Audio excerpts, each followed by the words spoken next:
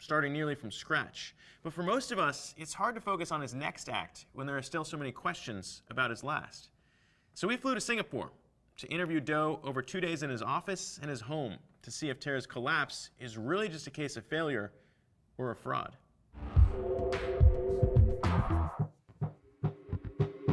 What do you point to as kind of the easiest defense of it's not fraud?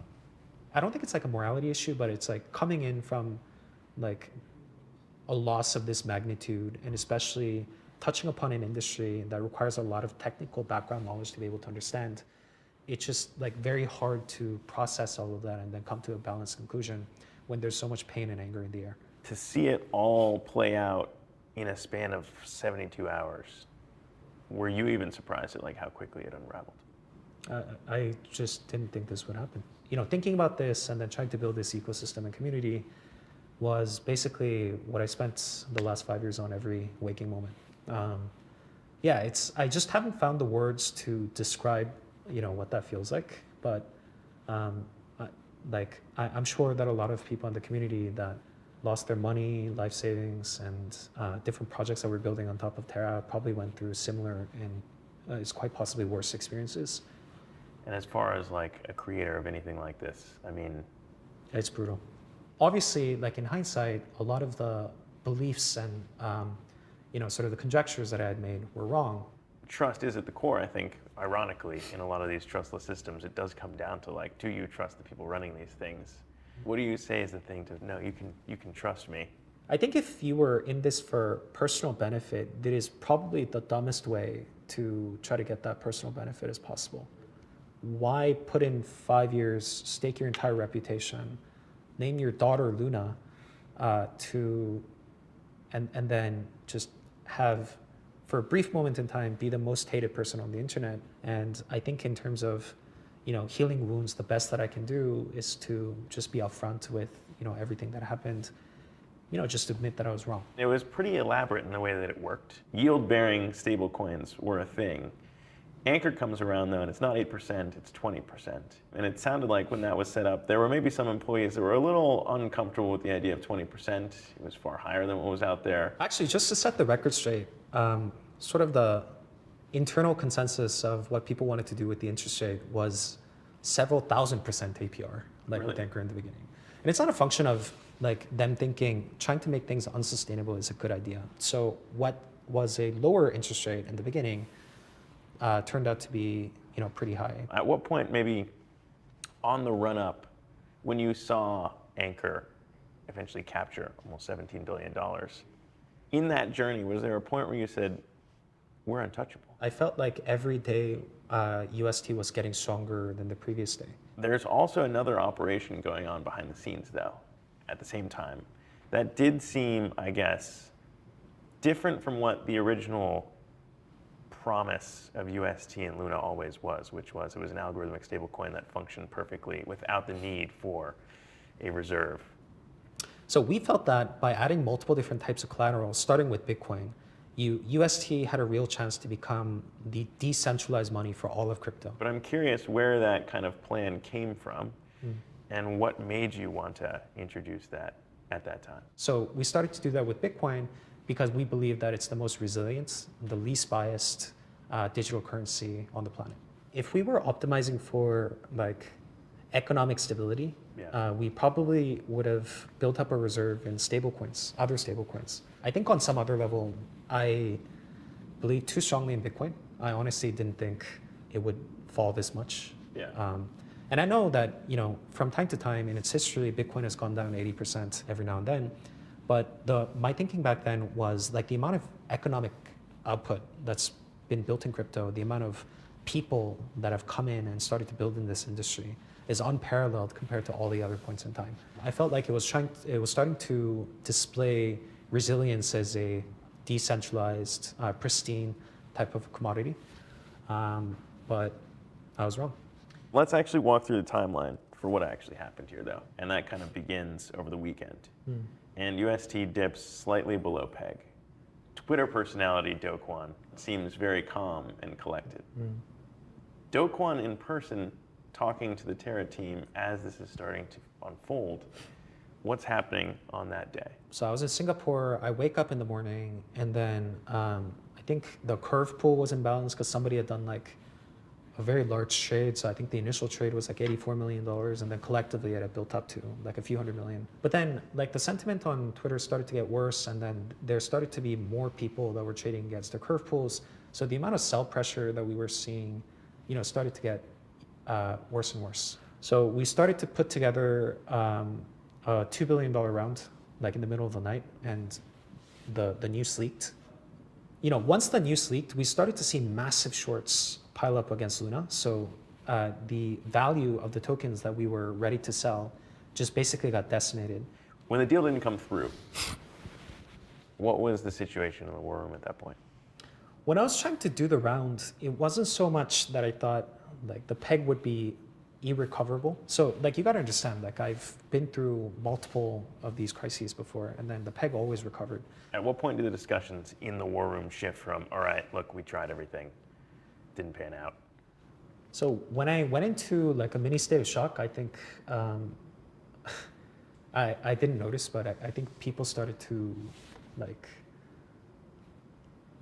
get up and get some sleep, because for the past few days, like most people in those places just hadn't been sleeping at all. Yeah, how much sleep did you get during that whole week? For like 8 days, I don't think I slept at all. You pulled 8 straight all-nighters?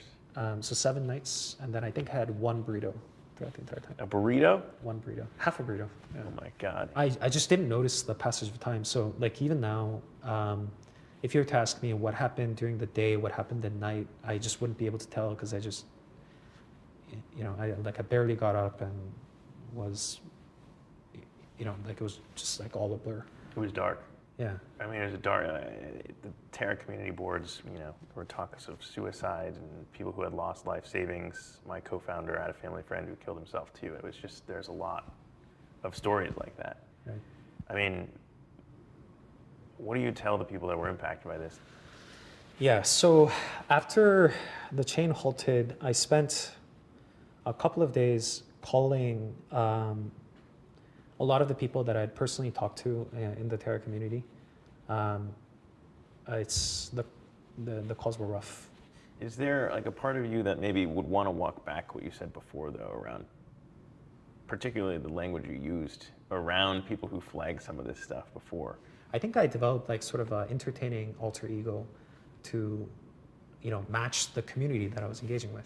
In retrospect, if you were to ask me whether like the manner in which some of these comments were conveyed were cringe, yes. How has the experience that unfolded with Terraform changed KOWN? And I think like the biggest learning is like I have a lot of clarity on the things that I enjoy doing. So I like this moment where you sort of have an idea of what you think the future should look like, and then that sort of converges to the present because of the work that you've done. I mean, what was your personal loss around all this too? Like quantified in dollars, or? Because I think you were a billionaire on paper, at least, when this was when it was doing well. Sure, yeah. And if you're attached to this project and it goes to zero. So like one of the jokes that people tell each other, like when markets turn bad, is down bad or down horrendous, right? And the word that I use to describe what happened here is down infinite. I mean, I just want to make it perfectly clear. The way that I thought about Terra and Luna was, this was essentially my life. I put my actions where my beliefs are. And I bet big, and I think I lost.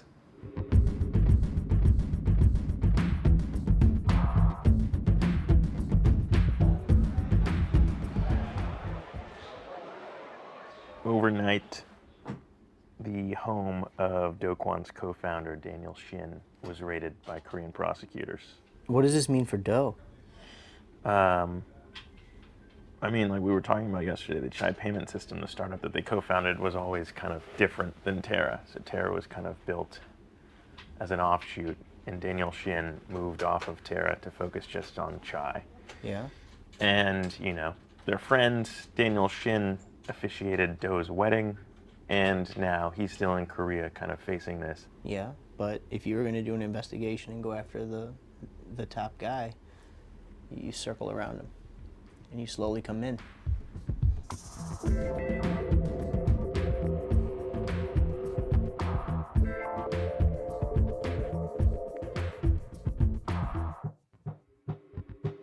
I mean, this isn't a legal question, since you're not a lawyer, I'm not a lawyer, but what are you prepared to face? Well, in terms of, like dealing with due process, right? It's not a question of what you are prepared to face. Yeah. It's a question of how you are going to face them. Yeah, I mean, it's interesting because, after the crash, your legal team all left. We're doing this interview now because you want to talk about what happened truthfully and transparently. I don't know if you're talking to other lawyers now and they're saying, yo, you probably shouldn't do this. Are they? I mean, no lawyer is going to be happy, but it is what it is. But around those who are now attached to this, right? We were talking about Daniel Shin, your co-founder, and last night the news that prosecutors raided his house to go in and try and figure out what happened here. I mean, is that a decision? How do you feel about that impacting him now? Zach, whenever you ask questions about me feeling bad, like the default answer is always going to be that I feel terrible, obviously. And especially given it's been a while since he stepped away from the company, I don't think, whatever happened here has anything to do with him. He's still in Korea. Former and current Terraform Labs employees can't leave Korea. Does part of you say I should go back? So right now it's kind of hard to make that decision because we've never been in touch with the investigators. They've never charged us with anything. But I mean, as you look back at things, what's your take on, I guess, how you define fraud?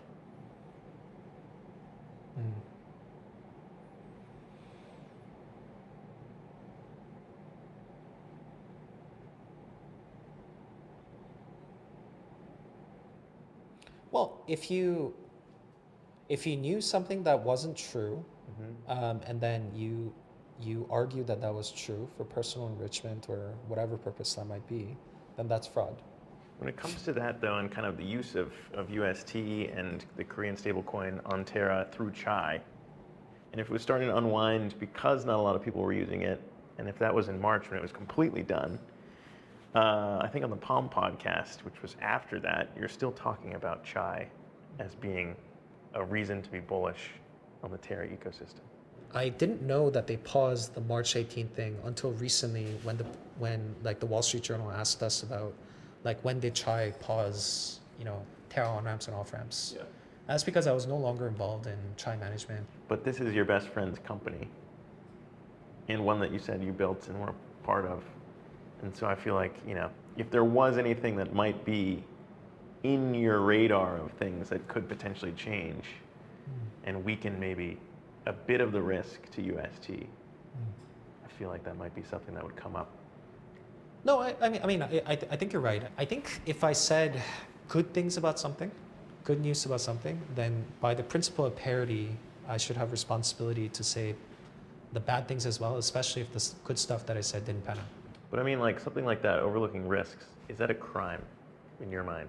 As we were thinking about trying to build UST, we've, and I think TFL in general, all the people that chose to work here and all of sort of the key builders in the TERRA ecosystem, their primary objective, in my mind, was to try to build the best decentralized money possible. Yeah. And I think all the things that they've said was in allegiance to that goal. Again, let me ask this just as a question that people might ask, looking at these facts. Does that make you an Elizabeth Holmes? I don't think so. No. No. Yeah. Why not? Well, I'm not too familiar with the Theranos story, but didn't she take medicine that wasn't working or a blood tester that wasn't working and that it could potentially hurt people? It was mostly overselling the product and what it could do. I thought the product could do nothing. Exactly. I don't think that's the case here. I think whereas we tended to highlight the good stuff about the products that were built on top of TERRA stablecoins, I think, everything that excited us about Terra stablecoins were true. But this is a pretty important question. If it's called a stable coin and its point is to be stable, someone could look at UST and say, this product did nothing. Yeah, Fair or not fair? I think the right analogy there would be if like the blood testers were working for a while and then after some time it just totally stopped working, then I would think it would be the same analogy. But this is different, right? Like the blood testers never worked and then she lied about it and then said that they did. For Terra stablecoins, it was working beautifully throughout the entire history that it was. And the fact that it was working perfectly was visible in the order books and was present in all the integrations in the open source and transparent matter of crypto until it stopped working. You're a smart guy, and you know stablecoins probably better than everyone in the world, I think. And you knew the risk around depegging in the fact that every other stablecoin in history, algorithmic stablecoins, had failed. Right. So it's either KOWN was overconfident in his project, and in retrospect, no one wants to admit to being overconfident because it makes you look dumb, or KOWN was lying about the eventuality of this. Which one is it?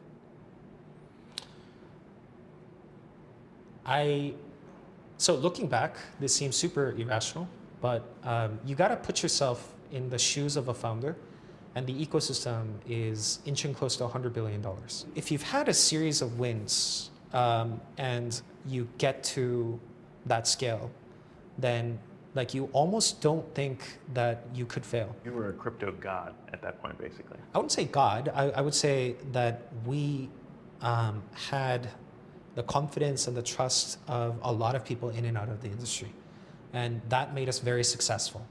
Just the reality of it is we tried to build the best currency in the world, and it just didn't work. I mean, that was one thing that stood out yesterday when we were talking. You actually kind of seemed all right with it. You cannot be emotional about markets, right? You can't blame people for shorting. You can't call people idiots for longing. In terms of, you're not trying to prove a conspiracy here, but someone attacking the community, it was, this is the time to strike and take this thing down. And if that's the case, it's a little bit more calculated. Yeah, so if you're asking me whether there was a mole at TFL, that's probably yes.